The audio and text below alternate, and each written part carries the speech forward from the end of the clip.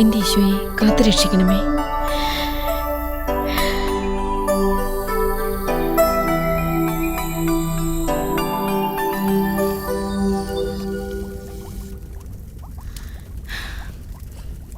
അജുവേ, അനുവേ, വേഗം റെഡിയാവ്. കര കുളം കര കുളം കര. അത് ശരി, ഇപ്പൊ പരീക്ഷയുടെ സമയാ. ഇവിടെ നിന്ന് കളിച്ചോണ്ടിരിക്കല്ലേ, പോയിരുന്ന് പഠിച്ചേ. എന്താ അനുമോളേത്? അമ്മ എപ്പോഴും പറയണോ? അനിതയും വിനും വീട്ടിൽ പോയിരുന്ന് പഠിച്ചേ. ഇവിടെ നിന്ന് കളിച്ചോണ്ടിരിക്കുന്ന വിവരം കത്രീന ചേച്ചി അങ്ങനെ അറിഞ്ഞ പിന്നെ അത് മതി വഴക്കുണ്ടാക്കാൻ. വാ.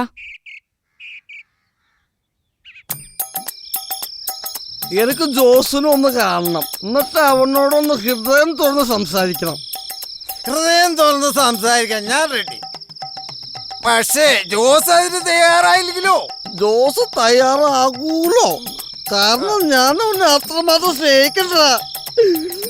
പക്ഷെ ആനിക്കത് ഇഷ്ടമായില്ലെങ്കിലോ?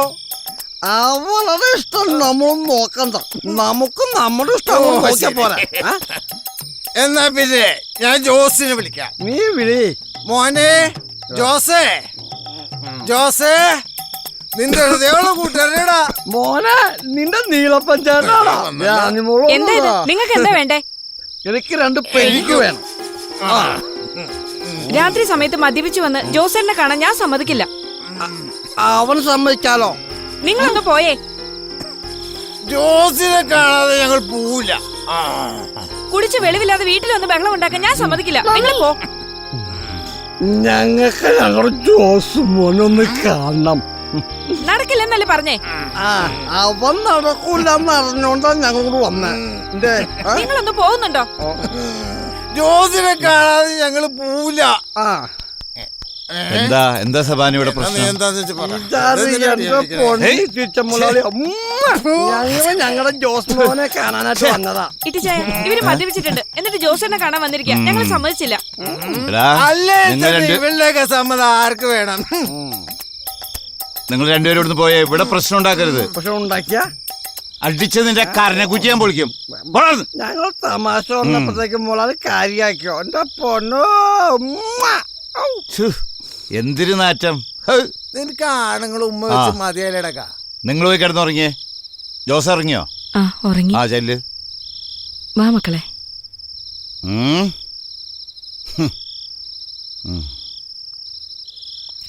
അല്ല ചേച്ചിനെ നേരത്തെ വിളിച്ചിരുന്നു. പറഞ്ഞിട്ടില്ല എന്റെ മുമ്പിൽ വരരുതെന്ന്. പോടാ അവിടുന്ന്. ശല്യം.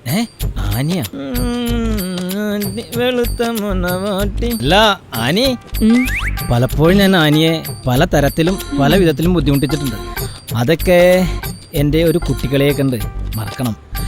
ആനിയുടെ കഷ്ടപ്പാടും ദുരിതമൊക്കെ കാണുമ്പോൾ നമുക്കൊരുമിച്ചൊരു സിനിമക്ക് പോയാലോ, അല്ലെങ്കിൽ പാർക്കിൽ പോയാലോ എന്നൊക്കെ. പക്ഷേ ഇതൊന്നും എനിക്ക് തുറന്നു പറയാനുള്ളൊരു അവസരം കിട്ടിയിട്ടില്ല എന്നുള്ളതാണ് സത്യം.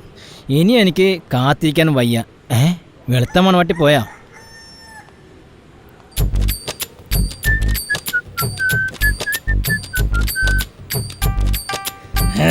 അല്ലെങ്കിൽ തന്നെ ഇതിലേക്ക് എന്ത് കാര്യം? പോകണം. ഞങ്ങളെ അനുഗ്രഹിക്കണമേ. പിതാവിന്റെയും പുത്രന്റെയും പരിശുദ്ധാത്മാവിന്റെ നാമത്തിൽ ആമേൻ.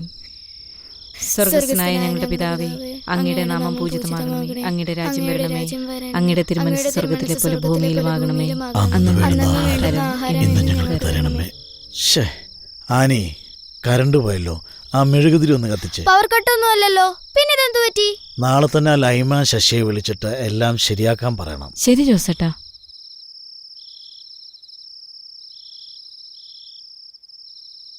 ആനി, പിള്ളേർക്ക് ഭക്ഷണം എടുത്ത് കൊടുക്ക്. ചെല്ലു മക്കളെ.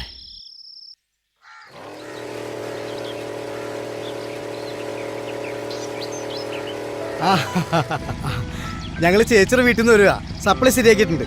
പെട്ടെന്ന് കറണ്ട് പോയതുകൊണ്ട് ഒരുപാട് ബുദ്ധിമുട്ടി. അതാ രാത്രി തന്നെ വിളിച്ചത്. ഇന്ന് ഒരുപാട് തിരക്കുള്ള ദിവസം ചേച്ചി. പിന്നെ ചേച്ചി ആയതുകൊണ്ട് മാത്രം പെട്ടെന്ന് ഓടി. എന്തായിരുന്നു സുരേഷ് കംപ്ലൈന്റ്? ഓ, അത് ഫീസ് പോയതാ. എത്ര സുരേഷേ? പൈസ ഒന്നും വേണ്ട. ഇതെന്താ കാണിക്കുന്നത് ചേച്ചി? ദാ കാശ് വേണ്ട ചേച്ചി. ഇത് സുരേഷിന്റെ ജോലിയല്ലേ, സുരേഷ് വാങ്ങിക്കേ. എന്റെ ജോലിയൊക്കെ തന്നെയാ. പക്ഷെ എനിക്ക് അയ്യോ എന്റെ ചേച്ചി അത് വേണ്ട. ഈ നിസാര പണിക്കൊക്കെ കാശ് മേടിക്കാന്ന് പറഞ്ഞാൽ അത് ശരിയാവില്ല. ചേച്ചി ആ കാശ് എടുത്ത് ബാഗിൽ വെച്ച്. ഇതാണ് മോനെ കടപ്പാട്. കാശ് തന്നെ മേടിക്കരുത്. ഇപ്പൊ ആരുടെ ഇങ്ങോട്ട് വിളിച്ചത്? ആനി ആനി ആയതുകൊണ്ട് സഹായിക്കാൻ എത്ര ആൾക്കാരാ. നിർത്തോ, തനിക്കിപ്പോ എന്താണ് വേണ്ടത്? ആഹാ, എല്ലാം എനിക്ക് മനസ്സിലാവുന്നുണ്ട്. മര്യാദക്ക് പോയില്ലെങ്കിണ്ടല്ലോ അടിച്ചിന്റെ കരണ്ട് കുറ്റാൻ പറ്റിക്കും. ആഹാ, നടക്കട്ടെ നടക്കട്ടെ. ചേച്ചി എന്നാ പോക്കോട്ടെ. ശരി.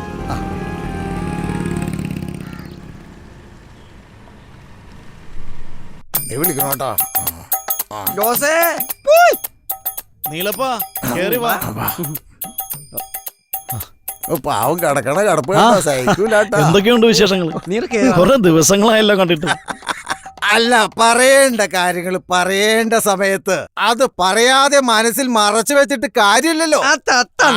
എന്താ എന്താ കാര്യം? അതായത് നീ ഇങ്ങനെ സുഖമില്ലാണ്ട് കിടക്കല്ലേ, അപ്പൊ അവളും ഒരു പെണ്ണല്ലേ?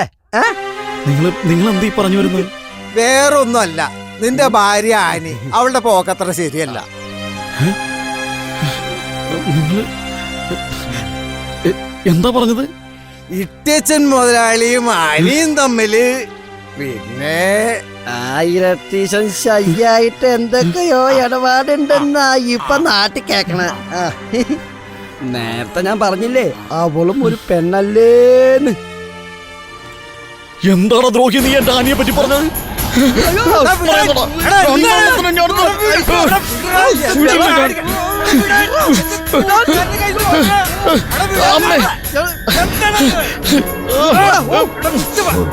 എന്താ എന്താ എന്താ എന്താ എന്താണ്? ഇവരെന്റെ ആനിയെ പറ്റി മോനെ, എഴുന്നേക്ക്. നമുക്ക് ഹോസ്പിറ്റലിൽ പോവാം. പേടിക്കാനൊന്നുമില്ല. താഴെ വീണതിൻ്റെ ഒരു ചെറിയ നീർക്കെട്ട് മാത്രമേ ഉള്ളൂ. റെഗുലർ മെഡിസിൻ കഴിക്കുന്ന ആളായതുകൊണ്ട് ഒരു 3-4 ദിവസം കിടക്കേണ്ടി വരും.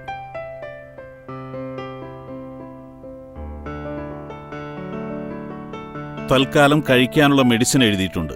ഇങ്ങനെയുള്ള രോഗികൾക്ക് അത്യാവശ്യം വേണ്ടത് സ്നേഹവും പരിചരണവുമാണ്.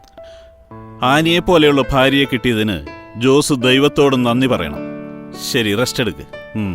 ആ ശരി സാർ. അപ്പൊ ശരി മോനെ, ഒന്നുമില്ലടാ. അത് ഞാൻ അന്നേരം അവിടുന്ന് പോന്നതാ. അവളിപ്പോ അന്വേഷിക്കണ്ടാവും. അവളവിടെ തനിച്ചല്ലേ ഉള്ളൂ. ആ ദാ ഇത് വേണ്ട ചായ, വേണ്ട വേണ്ട ചായ. മോളെ, നീ ഇത് വെച്ചോ, ചായ. എല്ലാ ആവശ്യം വരും. പോട്ടെ എന്നാ. ആ പോട്ടെ മക്കളെ.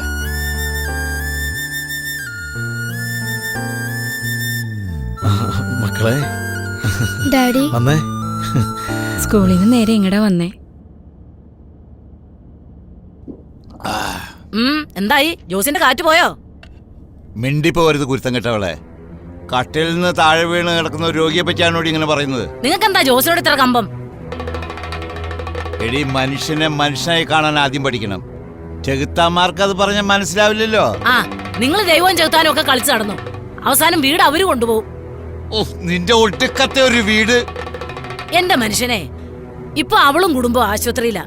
ഈ സമയത്ത് 2 പണിക്കാരെ വിട്ടാ വീട് പൊളിപ്പിച്ച അവര് വല്ല കടത്തിണ്ണേലും പോയി കിടന്നോളൂ. എന്റെ ദൈവമേ, നീ ഇത് കാണണ്ടേ? നിങ്ങൾക്ക് ഇങ്ങനെ പ്രാകാനേ അറിയൂ, ജീവിക്കാൻ അറിയില്ല. അതുകൊണ്ടാണല്ലോ നിന്റെ ഭർത്താവായിട്ട് ഞാൻ അത്രയും കാലം ജോലി ചെയ്തത്. ഒന്ന് പൊടി പിശാചേ അവിടുന്ന്.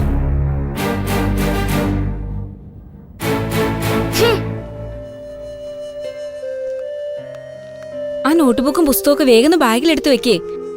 വേഗം വേഗം, സമയം പോയി. ഷർട്ടൊക്കെ പെട്ടെന്നിട്, ഒന്ന് വേഗം വാ.